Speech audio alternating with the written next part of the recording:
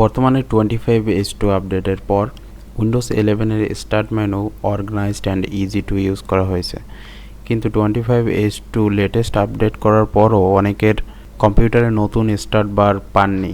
তারা একটি trick apply করতে পারেন। সিম্পলি জাস্ট ব্রাউজারে গিয়ে সার্চ করবেন ভাইব টুলস অ্যান্ড এখান থেকে এসে ডাউনলোড করে নেবেন। এবারে ডাউনলোড করার পর এক্সট্রাক্ট করবেন। এক্সট্রাক্ট করার পর সি ড্রাইভের যে ডাউনলোড ফোল্ডার আছে সেখানে এটিকে রাখতে হবে। ফোল্ডার হেড থেকে লিঙ্ক কপি করতে হবে অ্যান্ড দেন সিএমডি ওপেন করে রান অ্যাজ অ্যাডমিনিস্ট্রেটরে ক্লিক করতে হবে। এরপর এখানে সিডি স্পেস ইনভাইটেড কমা, তারপরে মাউসের রাইট ক্লিক করে এখানে কপি করা টেক্সটটি পেস্ট করে দেব অ্যান্ড দেন ইনভাইটেড কমা দিয়ে এন্টার প্রেস করব। এরপরে এই টেক্সটটি কপি করে পেস্ট করে এন্টার প্রেস করতে হবে অ্যান্ড প্রসেস ডান। এরপর কম্পিউটার রিস্টার্ট করে নিলেই পেয়ে যাবেন নতুন Windows start bar. Thanks for watching this video.